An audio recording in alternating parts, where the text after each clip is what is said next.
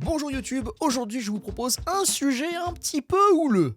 Je vais sûrement m'énerver d'ailleurs à certains moments, mais c'est d'utilité publique. C'est un sujet qui nous concerne un petit peu tous. Moi, toi, ta mère, ton père, ton chien, ton contrôleur fiscal et même sa mère à lui. Bon, à condition qu'ils soient tous artistes et qu'ils aient tous bossé des années sur des œuvres personnelles qu'ils ont partagées avec un public. Ce qui réduit drastiquement la liste du coup. Ouais, en fait elle est pourrie mon intro. On va aborder le sujet épineux et tabou des critiques qu'on peut recevoir en s'exposant publiquement à travers notre travail artistique. Parce que je sais que beaucoup d'entre vous sont touchés par ça, et moi le premier. Et c'est vrai que quand on n'a pas l'habitude, qu'on manque de confiance en soi et qu'on cherche l'approbation d'un éventuel public pour savoir si ce qu'on fait ça vaut le coup, eh ben les mauvaises critiques ça peut carrément flinguer une carrière naissante et éteindre définitivement le feu de la création dans le cœur de l'artiste. Putain c'est beau. Enfin c'est beau, non c'est triste mais Souvent quand je suis en live, ça arrive que des auteurs et des autrices viennent un petit peu dans le chat dépités parce qu'ils ont reçu une mauvaise critique. Quelqu'un leur a fait un retour assez salé et ils savent pas trop comment réagir. Évidemment, ils vont pas bien, ça les touche, normal. Et quand on leur demande de nous expliquer le type de critique qu'ils ont reçu, on retrouve très souvent le même pattern. Alors on va en parler et on va surtout dédramatiser tout ça. Parce que j'ai l'impression qu'il y a une espèce de pression qui plane constamment au-dessus de nous vis-à-vis des critiques, comme si on en avait peur. Alors attention, je ne parlerai pas des critiques qu'on demande, hein. Genre la bêta lecture par exemple, ça compte pas. On va plutôt aborder les critiques qu'on ne voit pas arriver justement, et qui nous tombent sur la tête comme des merdes de pigeons. Ouais, c'est très imagé comme propos. La mauvaise critique, on y est tous confrontés, et on le sera tous, tout le temps, toute la vie. Et même quand on est mort, ça continue, c'est un délire le truc. T'es plus là, et il y a encore des gens qui sont en mode « Putain, tu te souviens à l'époque, quand il a sorti ça, lui, c'était pas ouf, hein ?» On va donc parler des critiques et comment les gérer, surtout quand on débute. Mais on va pas parler de n'importe quelle critique.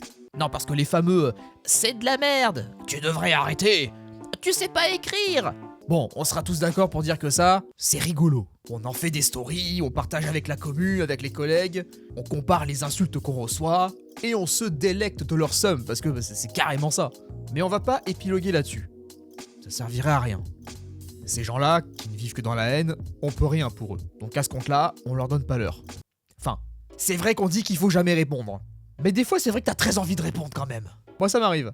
C'est rare. Mais j'aime bien. En fait, tu peux te permettre de répondre si t'es encore plus con que la personne qui t'alpague. Et moi, j'adore jouer à celui qui sera le plus con. J'aime bien gagner à ce jeu. Le souci, c'est que la plupart du temps, ces gens-là, ils sont assez imbattables. Ouais, qui êtes-vous pour donner des conseils alors que vous ne vendez rien et que personne ne vous connaît? Pour qui vous prenez-vous, monsieur? Pour ta mère, À quelle profondeur? On sent l'écrivain. Vous êtes immense. comme ma bite. C'est comme ça qu'il faut leur parler, hein. C'est le seul langage qu'ils comprennent. En fait, si vous commencez à répondre à ça premier degré, vous avez perdu. Parce que vous prenez ça trop à cœur. Ça va se sentir et ça va leur donner l'avantage. Alors que si tu joues au con avec eux, ils sont démunis. Ils savent plus sur quoi tirer. Mais c'est pas de ça dont je veux vous parler. On peut ignorer un commentaire qui te dit que ton livre c'est de la merde et qu'il va se torcher le cul avec les pages. Mais quand c'est constructif, c'est plus délicat. Et ce sont d'ailleurs les plus mortels. Ceux qui peuvent détruire toute inspiration, toute motivation pour poursuivre notre travail. Ils sont venimeux ces commentaires. On les redoute, on les guette, et on se sent obligé de les lire. Ou plutôt, de les subir. Parce qu'il y a un consensus moral qui dit qu'une critique constructive est toujours bonne à prendre. À ça je réponds... Non. Au bout d'un moment, l'excuse de la critique constructive elle a bon dos, hein, surtout quand les gens s'en servent pour écrire n'importe quoi. Je ne suis pas du tout d'accord avec ce précepte d'écouter toutes les critiques constructives comme si elles étaient toutes pertinentes et pleines de sagesse. Si la plupart du temps elles sont prodiguées par des personnes bienveillantes qui ne vous veulent aucun mal, il arrive parfois que ces gens-là soient maladroits et pointent du doigt des défauts qui n'en sont pas. Ils pensent alors soulever un problème à corriger alors qu'ils sont juste passés complètement à côté du concept. Et ça arrive assez fréquemment dans les critiques que j'ai pu lire. Les gens ont une vision du genre, et si jamais vous sortez des sentiers battus en essayant de faire votre sauce, alors ça sera considéré à leurs yeux comme un défaut, parce que ça ne ressemblera pas à ce qu'ils connaissent. Là où si c'est un écrivain ultra connu, ça crierait au génie, mais bon. Combien de fois j'ai lu dans des commentaires / avis que les romans dans mes dialogues n'étaient pas du tout adaptés à un langage de fantasy, parce que mes persos ne parlaient pas comme des vieux moyenâgeux avec des répliques hyper pompeuses et à rallonge. Oui, je sais, c'est quand même moi qui l'ai écrit le bouquin au bout d'un moment. Je sais encore ce que je fais. Et non, ce n'est pas un défaut. La modernité de mes dialogues, c'est un choix. Un choix musical, un choix artistique, un choix de style. Encore une fois, je n'ai pas la prétention d'écrire la fantaisie, j'écris ma fantaisie. Mais va expliquer ça à des gens qui sont persuadés de mieux s'y connaître que toi. Comme si c'était eux qui avaient écrit ton univers. C'est un délire ces gens. Tu veux pas changer le nom de mes personnages aussi pendant qu'on y est? Alors, qu'est-ce qu'une critique constructive? On va commencer par mettre une définition là-dessus, comme ça on aura une base. Selon Google, une critique constructive vise à proposer des retours constructifs, merci, qui s'appuient sur des exemples précis pour vous aider à vous améliorer dans un domaine. On est d'accord. Maintenant, on va briser un peu le tabou, et on va dire tout haut ce qu'on pense tout bas. Les critiques constructives, quand on ne les a pas demandées, on prend un balai, comme ça, ok? On prend un balai et on y attache une paire de couilles juste ici. Et ça fait un balai-couille. Parce qu'il faut pas déconner, si la majorité du temps les gens ne vous voudront effectivement pas de mal, il existe cependant une catégorie de personnes qui chercheront à vous faire passer pour une merde débutante tout en se drapant dans la cape du sauveur. Laissez-moi vous raconter une anecdote. Il y a quelques années, je venais de sortir le premier tome de Mardas, ça devait faire quelques mois à l'époque, et il y a un gars qui s'est abonné à mon Instagram, un auteur de fantasy qui plus est. Le mec m'envoie un message pour me dire « Hey, j'aime bien ta façon de faire la promo, est-ce que je peux copier certains de tes visuels et les mettre à ma sauce ?» Moi, je m'en fous, j'ai pas le monopole des visuels promotionnels, donc je lui dis « Vas-y frérot, fais-toi plaisir. » Et en même temps, il me montre un petit peu son intérêt pour mon bouquin, mais il l'achète pas tout de suite. Enfin, d'ailleurs, il l'a jamais acheté. Et puis un jour, je décide d'offrir l'e-book sur Amazon pour une journée, à 0€. Il y a eu 400 téléchargements. Et cet auteur de fantasy l'a obtenu de cette façon. Et à partir de là, le mec a cru qu'il bossait avec moi. Il s'est improvisé bêta lecteur en herbe, alors que le bouquin était déjà sorti, le mec il fait tout à l'envers, il a tout compris. Et il ne pouvait pas s'empêcher de m'envoyer des messages pour me faire part de ses ressentis sur chaque chapitre. Le gars s'arrêtait sur chaque scène et me disait comment les améliorer. Il me disait des trucs du style « Ah, cette réplique me gêne. Cette scène, elle aurait été plus impactante de cette façon. Oh, je trouve que ce personnage aurait dû réagir comme ça. » Frérot, t'es qui? Quête. T'es qui, en fait, pour te mettre à la place de mon personnage? T'es pas dans sa tête, qui lui-même est dans ma tête. Mais ma tête, elle est aussi un peu dans la sienne. Enfin bref, je m'embrouille. J'ai déjà utilisé cet exemple dans une vidéo, mais c'est hyper parlant. C'est comme si t'étais artiste peintre, t'as terminé ton œuvre, t'es content, et t'as un trou de balle qui vient chez toi, il t'enlève le pinceau de la main, là, et il commence à peindre par-dessus ton œuvre, comme ça, là. Oh, t'as fait un triangle, là? Moi, je vais faire un énorme rond, là. Regarde comme ça, il est beau, mon rond. Le gars est littéralement en train de pisser sur mon travail, et moi, je dois rester sagement à l'écouter parce que c'est soi-disant constructif. Eh, mais il faut aller se faire foutre au bout d'un moment. On n'est pas vos putes, on vous doit rien. Et le gars, il arrêtait pas! Au début, je lisais parce que je croyais que c'était important d'écouter les gens. Quelle connerie. Et puis à la fin, j'ai arrêté d'ouvrir ses messages. Est-ce que ça l'a empêché de continuer? Mais pas du tout! Le bouc il s'est mis à m'envoyer des vocaux au bout d'un moment. Le gars était déterminé à détruire le bouquin et à le réécrire à sa sauce. Dans leur tête, c'est simple. T'es un débutant, t'es un petit, et moi je suis là pour t'apprendre.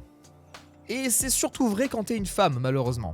T'auras toujours des connards qui se prendront pour des Obi-Wan Kenobi et qui voudront prodiguer leurs conseils de merde en considérant l'autrice comme une novice, parce que c'est une femme. Et c'est bien connu, hein, les femmes elles savent pas écrire. Elles ont besoin de nous pour trouver les touches du clavier et faire des sujets-verbes compléments. Et c'est d'ailleurs à cause de ces gens-là qu'elles ont été obligées fut un temps d'utiliser un nom de plus masculin pour être prises au sérieux et leur montrer qu'elles pouvaient leur poutrer la gueule avec leurs œuvres. On en était là, quoi. Et ça arrive dès qu'on débute. Parce que pour eux, là, quelqu'un qui débute, c'est quelqu'un qui a besoin d'un guide. Et ils veulent être ce guide. Votre guide. Ils veulent participer. Ils veulent avoir un rôle clé dans votre carrière. Ils veulent être la personne qui vous a donné les bons conseils au bon moment pour vous améliorer. Alors qu'on leur a rien demandé.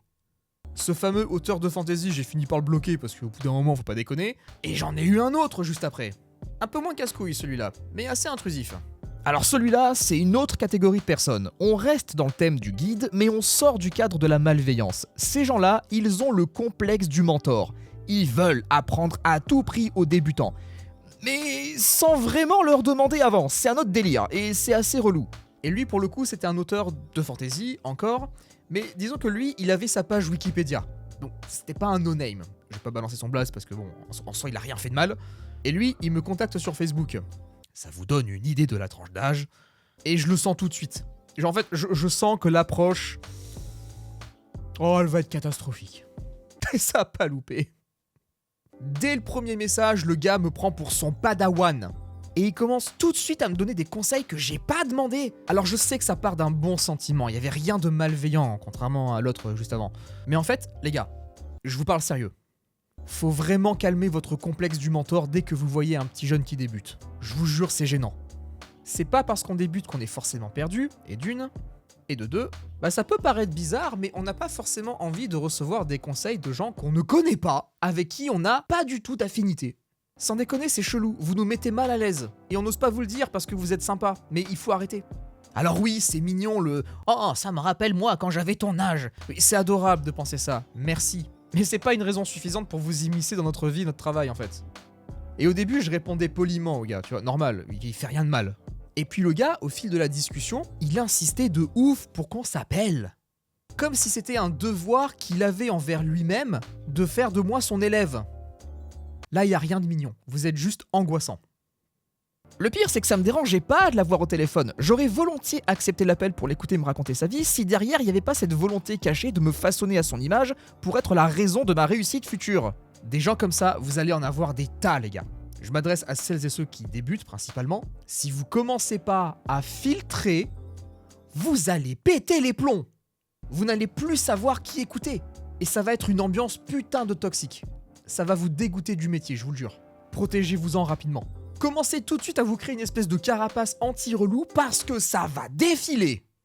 C'est ça le problème d'internet, les gens ont tendance à donner leur avis sur tout et n'importe quoi, et encore plus quand ça les concerne pas et qu'on leur a rien demandé. Et quand vous êtes artiste, je vous raconte pas. Parce que chaque fois que vous allez poster un truc, il y aura toujours une Jean Micheline qui va débarquer du royaume des boomers sur son destrier de l'aigreur et qui va faire sa petite critique comme si on attendait que elle pour avancer dans la vie. Moi, je vais être honnête avec vous. Alors, je vous aime beaucoup. Je trouve que j'ai de la chance parce que mon espace commentaire est tout le temps rempli de gens adorables, bienveillants, drôles, j'aime bien, qui donnent leur avis, et c'est normal, c'est un espace commentaire. Mais malgré ça, si vous faites un petit peu attention, je ne vous demande jamais votre avis concernant mon art. Mes romans, typiquement, je vous les mets à disposition, vous les lisez, vous les aimez pas, mais à aucun moment je ne vous inclus dans le processus de création. Parce que ce n'est pas votre place. Et c'est normal. Parce que si je commence à vous impliquer là-dedans, dès lors mon œuvre ne sera plus personnelle. Elle n'aura plus ses défauts qui lui sont propres, ni ses qualités qui la font briller. Ça ressemblera à un truc vaguement collectif, sans saveur, parce que j'aurai écouté un tel pour une scène, un autre pour ce personnage, et ça n'aura plus mon empreinte. Le but pour nous, c'est pas d'écrire un truc que vous voulez, comme vous l'imaginez. Ça n'a aucun intérêt. C'est pour ça que depuis le début, je mets une grosse barrière entre mon art et le public. Le public n'a aucun droit légitime sur ma création. Le public, il est là pour découvrir la création. Il est là pour se divertir, il achète le bouquin pour lui, pour son plaisir à lui. Et c'est tout. Ça s'arrête là. Il a le droit, évidemment, de dire ce qu'il en pense. Il a le droit de défoncer le bouquin dans les espaces commentaires, en vidéo, sur Instagram, où il veut. Les lecteurs ont le droit total de partager leur avis. Et ils ont aussi le droit de m'envoyer leur avis. Mais moi aussi, j'ai aussi le droit d'en avoir rien à foutre que tu penses que mes dialogues ne sonnent pas comme toi tu aimerais qu'ils sonnent. Si vous aimez le bouquin et que vous venez me le dire, ça me fera très plaisir. Évidemment. Si vous l'aimez pas et que vous venez quand même me le dire, bon... En vrai, je ne vois pas du tout l'intérêt. Mais vous avez le droit. Et je serai désolé pour vous. Sincèrement. Désolé que vous ayez investi du temps là-dedans et que ça vous a pas convaincu au final. Mais c'est pas grave. Des romans, c'est pas ça qui manque. Il y en a plein. Mais venir me faire un rapport que j'ai pas demandé sur pourquoi t'as pas aimé, qu'est-ce que tu veux que je te dise ? Alors attention. Je dis pas que toutes les critiques constructives sont à fuir. Attention. Il y en a qui sont très utiles et qui permettent véritablement de s'améliorer. Et des fois, il y en a vraiment besoin. On recommande des ouvrages pour progresser, on pointe du doigt les faiblesses et les forces de l'histoire. Mais à partir du moment où la personne ne fait que relever ce qu'elle considère comme mauvais et vous le jette à la figure avec des pavés comme as, moi je pars du principe que du coup, tu vas aller niquer ta mère. Parce qu'entre ceux qui veulent te faire une leçon d'écriture alors qu'ils ont jamais rien écrit de leur vie, ceux qui veulent réécrire ton roman parce que c'est comme ça que eux l'auraient écrit, et ceux qui veulent juste te démonter parce qu'ils se sentent supérieurs à toi parce que tu débutes, et qui veulent te montrer que eux ils savent faire, je suis désolé et je vois pas à quel moment je devrais me sentir impliqué dans ces critiques. En fait, la critique constructive, en ce qui me concerne en tout cas, je la tolère uniquement dans le cadre de la bêta-lecture. S'il y a bien un moment où on peut me détruire et venir me le dire, c'est là. c'est le moment. Ça sert à ça. À trouver les incohérences, les couacs, les répliques débiles. Et de cette façon, moi je peux retravailler ça derrière. C'est utile. Et là, il n'y a pas de souci. Mais quand le bouquin il est sorti et qu'il est publié, je suis désolé, mais moi je considère que c'est fini. Je n'ai plus à prendre en compte les remarques et les pseudo-conseils que j'ai toujours pas demandé. Encore moins quand le bouquin est sorti il y a 5 ans. En d'autres termes, ne prenez pas toutes les critiques constructives au pied de la lettre et surtout ne vous empoisonnez pas l'esprit à toutes les lire. Déjà parce que la totalité des critiques qui viseront vos romans ne vous seront pas destinées à vous-même, mais plutôt au public qui seront intéressés par eux, donc vous n'êtes pas tenu de les lire. Et pour finir, n'oubliez pas que les gens ne sont pas dans votre tête, ils n'ont aucune idée de comment vous créez, comment vous travaillez. Parce que quelqu'un qui donne son avis sur une création, c'est propre à lui-même. C'est déjà biaisé de base, parce qu'il va automatiquement réfléchir à comment lui, il aurait fait les choses. Et si vous écoutez tout le monde, vous allez vous perdre, parce que personne ne vous dira la même chose. Filtrez les critiques, ne prenez pas tout. Et surtout, protégez-vous des trous de balles qui voudront s'approprier votre œuvre. Va y en avoir. C'est tout ce que j'ai à vous dire. C'était le petit coup de gueule du début d'année. Prenez soin de vous. Des bisous. Ciao.